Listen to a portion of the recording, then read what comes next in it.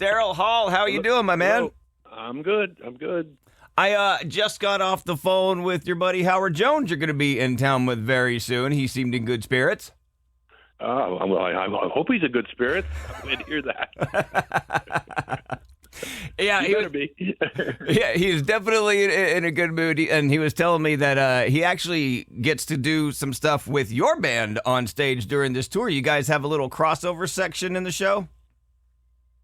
Yeah, I like to put on these kind of Daryl's House shows, and Howard being the guest, he does his set with my band, the Daryl's House Band, and I do my set, and then we do some stuff together. So it's a very much like a Live from Daryl's House. And he told me he was the most recent guest on Live from Daryl's House. Is that sort of how this tour came about? You two talking there and like, hey, let's go on tour and have some fun. Yeah, exactly. I mean, we got friendly, and as soon as I knew I was doing this particular tour, I said, sure, let's call Howard up and let's get together and let's do it. I knew that it would work out just fine, and I'm looking forward to starting. I guess Orlando's the first show, which is a couple of days from now. So here we go. Yeah, Thursday, November 7th, Dr. Phillips Center in Orlando, and then Hard Rock Live in Hollywood, The Sound in Clearwater, and St. Augustine. You're doing 4 shows in Florida and like 7 shows in the rest of America, so we feel kind of special. Well, it's the right. If we don't get blown down by anything, it's the right season. That's for sure. Hope for the best. I noticed when you were talking about making your most recent album, one of the things that you wanted to do is get back to just having some fun and a little tropical reverie. So it feels like you're going to be in the right place for that.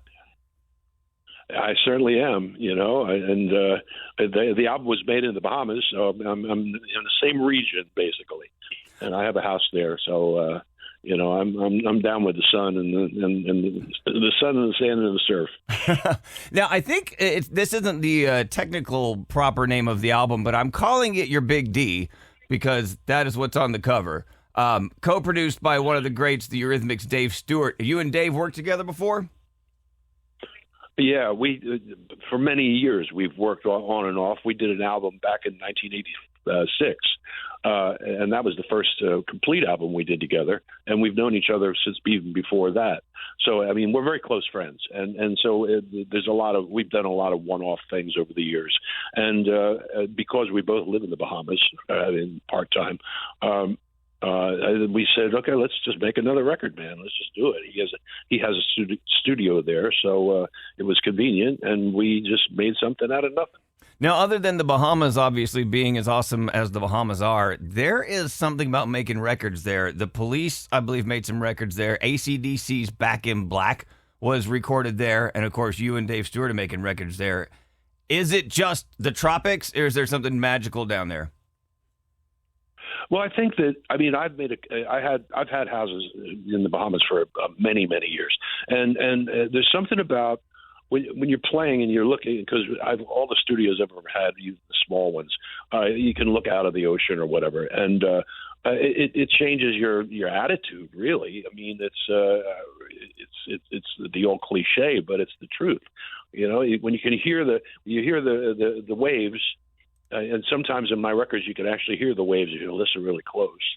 Then it changes the vibe. And then I use a lot of local people. For example, on this record, a guitar player came in and he was working in the studio, and I said, I know you. He goes, yeah. He says, yeah, I put the roof on your house.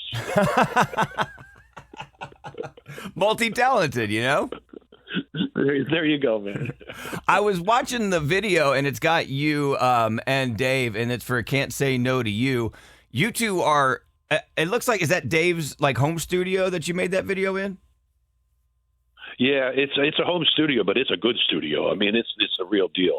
And yes, it's in Harbor Island. So yes. Yeah, I was watching that, and I was amazed at, Dave Stewart, amazing producer, knows everything he needs to know about the technical side of everything. And it's like you can have a really what looks like a simple studio like that with the technology these days that is still just the absolute top of the line. And you guys can just sit in there and play, and you'll have microphone here and just bop around. It's different than having everything separated back in the days of early recording where you had, drums behind screens and a singer in a vocal booth. Yeah, I mean, the way we made this record, we didn't do a lot of ensemble playing, where a band got together. So we didn't have to worry about separation and any of that stuff. And like I said, Dave, it's a home studio, but Dave has this amazing new board. I mean, it's highly professional, and it makes it easy. And we pretty much played all the instruments ourselves with a little bit of assistance from guys that put the roof on my house and stuff like that. When I was talking with Howard and talking about synthesizers, and I asked if he had any like really old synthesizers he still prefers the sound of because there's just something more tactile like that.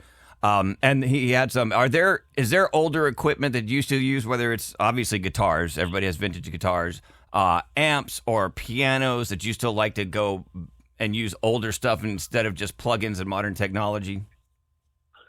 Well, Howard would like to come see very close to the club in upstate New York, where we do the Daryl's House shows. I have a studio myself, and in that studio, I have so many vintage keyboards you wouldn't believe it. Oh.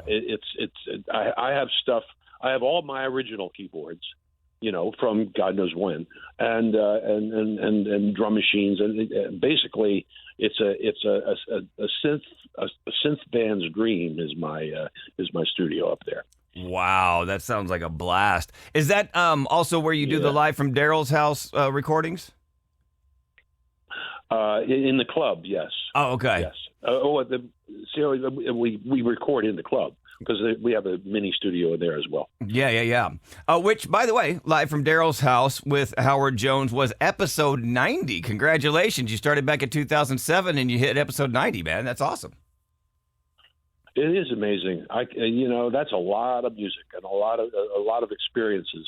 And I'm not stopping. We're continuing on. But wow, it's really been an experience, an amazing experience. And for music lovers out there who haven't checked it out yet, you've had everyone from your former partner John Oates on there. You had Finger 11. You had two guys from The Doors, Patrick Stump from Fall Out Boy, Sammy Hagar. I mean, it's the gamut of all kinds of music that you get on that show.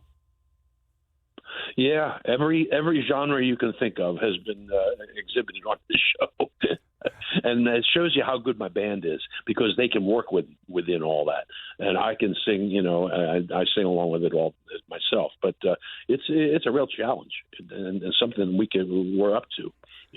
You are obviously one of the biggest musical stars out there, but was there ever a guest that you had on the show and played with, and you're just like, oh my God, I can't believe I'm sitting here jamming with so and so? Well, yeah. I mean, one of the early shows was, and this was when I was literally calling people on the phone myself. I called Smokey because I've known Smokey Robinson since I was a kid. Wow. And I didn't really think that he was going to come to upstate New York, but he said, yeah, man, I'll do it. So he came up, and all I could say was, Smokey sitting in my, he's sitting at my dinner table, man. So that was quite an awesome experience. I mean, Smokey's one of my all-time heroes. And obviously the show is going to keep rolling. Who is the one guest right now that you haven't had on that you would just be like, this is the number one for me? I've been asked that before. I don't really have one. There's nobody that I can think of that's a dream guest. I just like the challenge of not really knowing of what's going to happen. I don't really have somebody that I say, oh man, why can't that person come on? I've asked some people, and we've danced around it because of scheduling and all that. But I ask them whenever I see them. But it's not really it's not about that. It's not about dream guests.